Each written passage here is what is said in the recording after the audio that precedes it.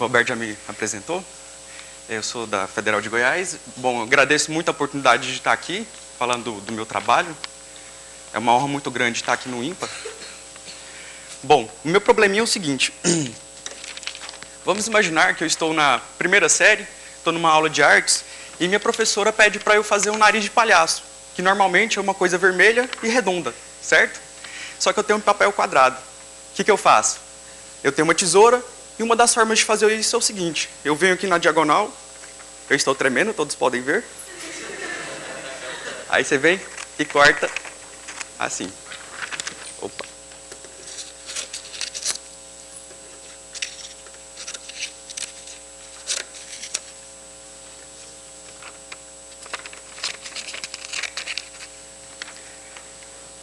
Ainda está longe de ser uma coisa redonda, certo? Todos percebem aqui? Aí eu venho e corto novamente nas pontas.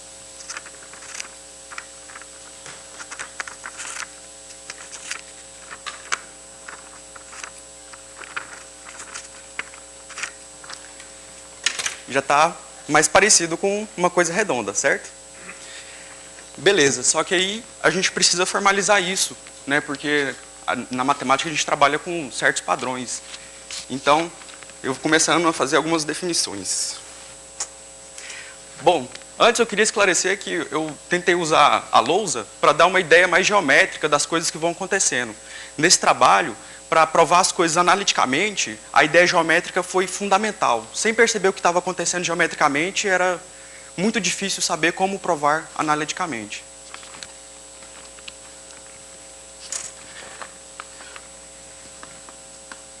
Bom, esse processo de cortar o papel nas pontas, eu vou chamar de trissecção de um polígono.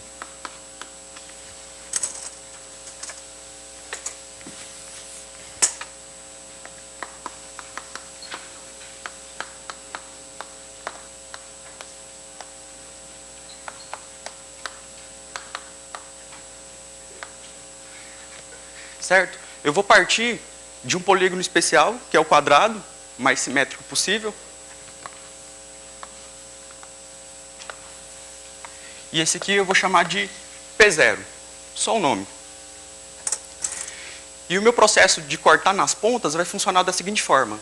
Eu venho aqui em cada lado desse quadrado e destaco os pontos que vão dividir esse lado em 3 partes iguais. Certo? Faço isso em cada lado.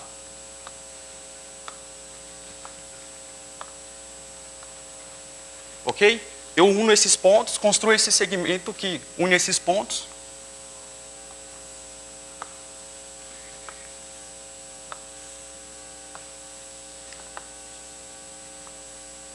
Certo? E aí eu obtive o polígono P1.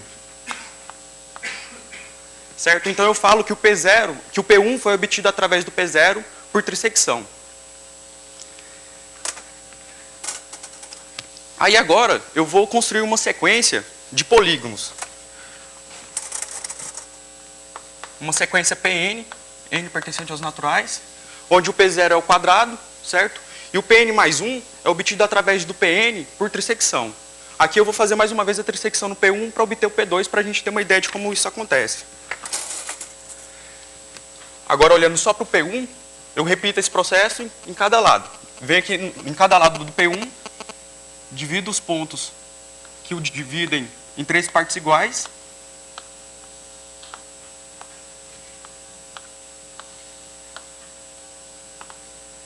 E faço essa união.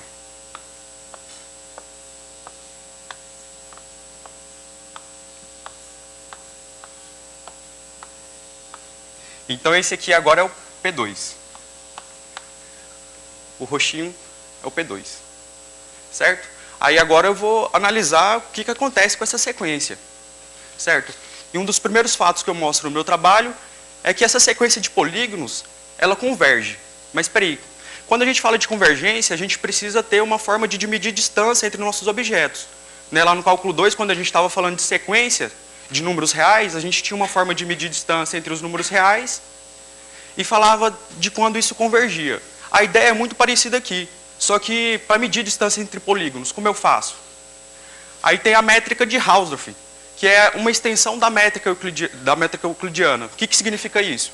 Essa métrica de Hausdorff, ela mede distância entre conjuntos, limitados e fechados no plano, certo? Só que quando você restringe a conjuntos formados por apenas pontos, apenas um ponto, essa métrica funciona como a métrica euclidiana usual, como a gente conhece, como a gente costuma trabalhar. Ok? Então, primeira proposição, o que seria? Que a sequência Pn tende a um conjunto C na métrica de Hausdorff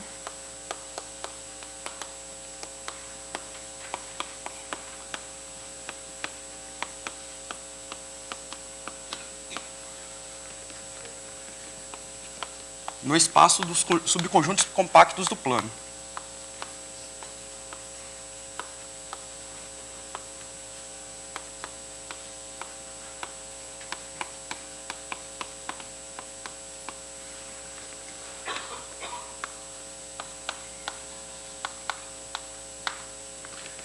Certo? Então, eu sei que esses polígonos convergem a um conjunto C, certo? E agora eu queria saber propriedades desse conjunto. Que cara tem esse conjunto e tal. Então, a primeira coisa que a gente pode fazer é mostrar que esse conjunto é uma curva contínua.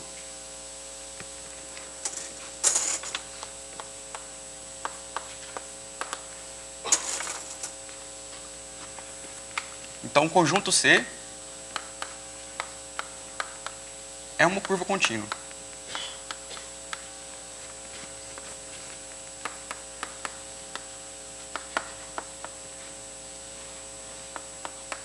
Além disso, existe uma bijeção contínua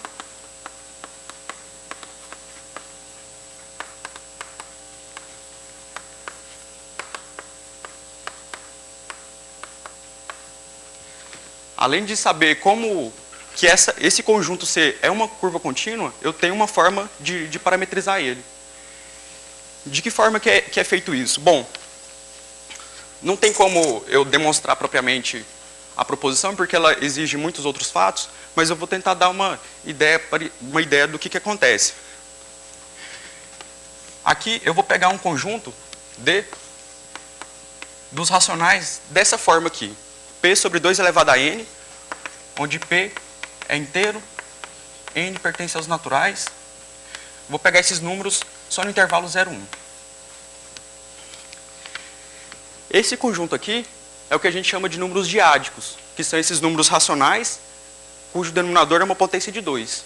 Aí por isso que entra aqui no título, né, os números diádicos. Eles acabam sendo muito importantes na hora de construir as propriedades desse conjunto, dessa curva contínua C, e ele entra no trabalho, esses números entram no nosso trabalho todo. De que forma eu posso fazer isso? Existe uma forma de eu estabelecer uma correspondência entre os números diádicos do intervalo 0, 1 e os pontos médios de cada polígono Pn que eu estou construindo durante a sequência. Certo? Eu vou voltar a esse fato novamente, mas uma coisa interessante é que cada ponto médio do polígono Pn pertence à curva limite, a curva C.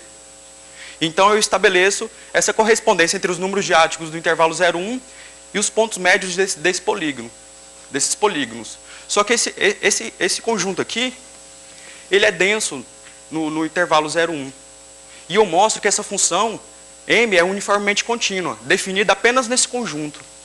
Aí tem o Elon tem um teorema no livro do Elon que mostra que se uma função ela é uniformemente contínua, a gente pode estender ela ao fecho do domínio. E o mais interessante é que tudo funciona. Quando a gente estende essa função ao intervalo 0, 1 todo, ela ainda o contradomínio dela ainda vai ser a imagem dela ainda vai ser o conjunto C e tudo funciona de beleza. Mas aqui um detalhe que eu esqueci de comentar antes é o seguinte.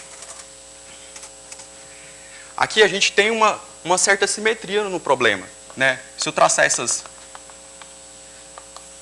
esses eixos básicos aqui, todo mundo vai concordar comigo que a curva, que esse problema aqui é simétrico com relação a cada quadrante, certo? Ele é muito parecido. O que acontece aqui é muito parecido com o que acontece aqui e tal. Aí, para facilitar, eu destaquei. Eu trabalhei só com essa parte aqui. Todas essas propriedades que eu estou falando aqui, foi que eu trabalhei só com essa parte. Ok? Bom, e um fato muito interessante também é que a curva C, ela possui derivada em todos os pontos.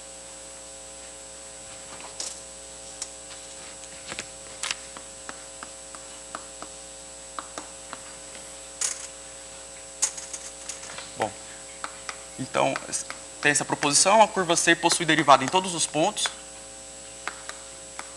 E mais do que isso, possui derivada contínua.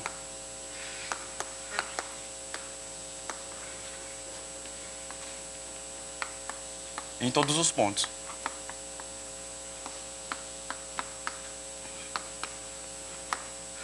E uma coisa muito engraçada é que se você pegar um número do intervalo 0, 1, aí você escreve ele na base 2, certo? Então o T é da forma.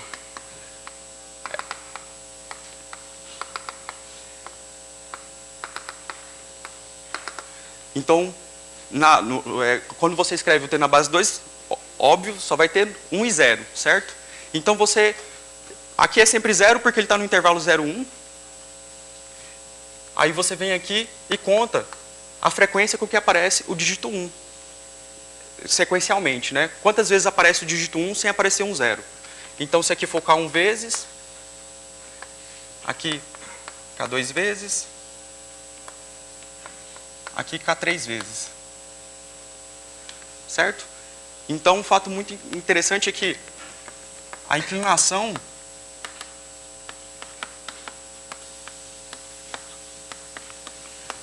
da reta tangente à curva C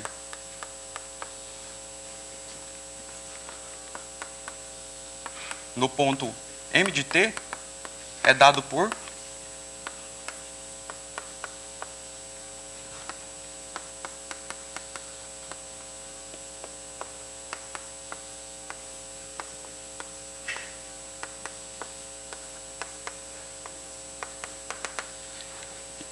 a derivada vai ser dada por essa fração contínua.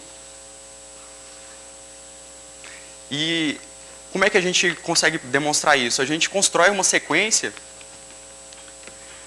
onde os termos são as inclinações de cada lado de Pn. E a gente estuda as propriedades dessa sequência e consegue chegar nessa fórmula. Bom, até aqui são os resultados principais do trabalho. Mas sempre que eu discuto esse problema, ou eu mostro esse problema para alguém, a primeira intuição é de que a curva C é um círculo. E de fato não é. No meu trabalho eu mostro que essa curva, apesar de ter derivada contínua, ser de classe C1, não é nem de classe C2. Em alguns pontos ela não vai ter derivada segunda. Só que eu preparei também um argumento geométrico para perceber que realmente não é. Uma forma mais simples para perceber que realmente não é um círculo. Então,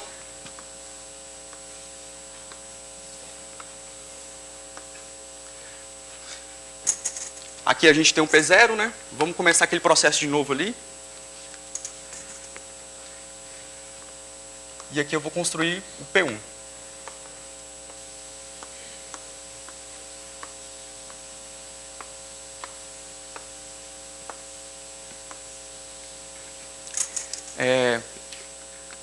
Eu afirmei antes que os pontos médios de cada lado de Pn estão no conjunto C. Eu vou tentar fazer o argumento para vocês concordarem comigo. Suponha que esse aqui é um segmento, é um lado de Pn. A gente vem aqui e destaca o ponto médio. Seja A o ponto médio desse lado de Pn. Quando eu faço o processo de trissecção, nesse lado de Pn, eu vou obter um lado de Pn mais 1. Mas de que forma? Eu venho aqui, divido os pontos que dividem, destaco os pontos que dividem esse lado de Pn em 3 partes iguais e construo um lado de Pn mais 1, certo? Só que o interessante, o ponto A era ponto médio de Pn, e ele continua sendo ponto médio de Pn mais 1.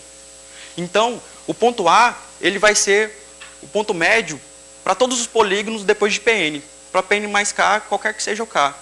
Então, intuitivamente, esse ponto médio está na curva limite C. E, de fato, eu provei analiticamente que realmente esse ponto pertence à curva C. Certo? Então, todos concordam comigo, então, acreditem, pelo menos, que o ponto médio do lado de Pn é um ponto da curva. Bom, então eu vou separar esses pontos aqui, nessa figura. Então, aqui eu tenho um ponto médio, outro ponto médio, outro ponto médio, outro ponto médio. Então, são pontos da curva. Mas aqui, esse aqui é um lado de P1. Eu destaco também o ponto médio. Certo? Aí tem outros pontos médios, outros pontos médios, outros pontos médios. Certo? Agora, vamos supor, por contradição, que é um círculo, que a curva C é um círculo. Então, vocês vão concordar comigo que um candidato natural para ser o centro desse círculo seria esse ponto aqui. Certo? Porque ele é equidista desse e desses outros aqui. Então, ele é um bom candidato para ser o centro do círculo. Certo? Bom, agora eu traço esse segmento aqui. Certo? Aí eu vou olhar para esse triângulo aqui. Certo?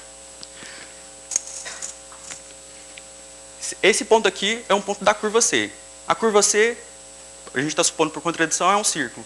Então, essa distância aqui é a mesma dessa. Certo? Agora, esse aqui é um ângulo reto. Certo? Esse aqui também é um ângulo reto. Ok? Agora, eu tenho um lado comum desses dois triângulos. Então, isso é um caso de congruência de triângulos retângulos, ou você pode olhar também para o teorema de Pitágoras. Então, a gente poderia concluir que esse segmento aqui é igual a esse. Certo? Mas de que forma que foi obtido o processo de trissecção? Eu peguei esse lado aqui e dividi em três partes iguais. Então, esse lado aqui é igual a esse. Certo? E esse aqui é igual a esse. E pelo caso de congruência, eu estou concluindo que é igual, que esses três lados aqui são iguais. Então, esse aí seria um triângulo equilátero. Mas esse ângulo aqui é reto. Aí está a contradição. Então, de fato, o conjunto C não é um círculo. Ok? Bom, só citar, eu não sei como é que está meu tempo, mas só para citar alguns fatos históricos, esse problema aqui foi estudado originalmente por aquele cara lá, Georges Dehun, e isso foi em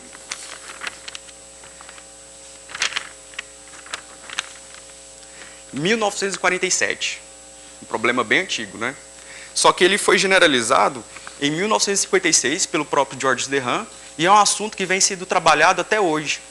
Tem um artigo do Protasov, que é um russo, de 2004, que estuda a regularidade dessas curvas. Então, aí a gente batizou essa curva que a gente obtém como uma curva de Dehun, em homenagem a esse matemático. E tem esses outros artigos que falam a respeito, voltam a esse problema para tratar de regularidade, dimensão de Hausdorff, etc. Quem quiser as referências, eu não coloquei aqui, mas meu e-mail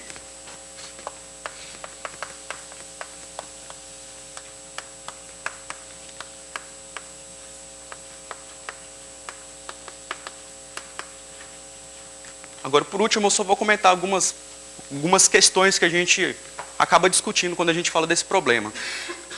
Bom,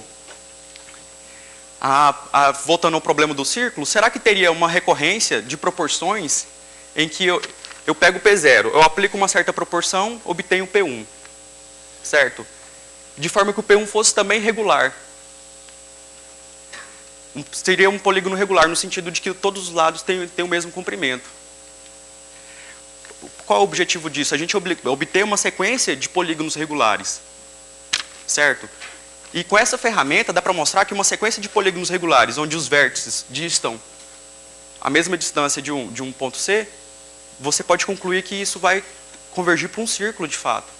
Então, uma pergunta em aberto seria, será que existem proporções adequadas para que eu faça a trissecção em certas proporções e consiga chegar no círculo, de fato? Então essa é uma das perguntas que eu não consigo, apesar de não ter trabalhado tanto em cima dessa pergunta, eu não consegui responder, se alguém quiser pensar nesses dias. Uma outra pergunta, essa não foi formulada por mim, foi formulada por um colega meu da física, que é o seguinte: se eu tenho uma curva que possui derivadas, uma curva limitada no plano, em que condições ela pode ser obtida por uma sequência de trissecções de um polígono? O mesmo caso, o caso inverso, né? Eu te dei a curva C, certo? E eu quero o polígono inicial P0, tal que a partir de trissecções eu consiga chegar na curva C. Entendeu? Também é um problema que eu não sei nem como começar, mas que é um problema que eu achei interessante. Bom, era só isso então, pessoal.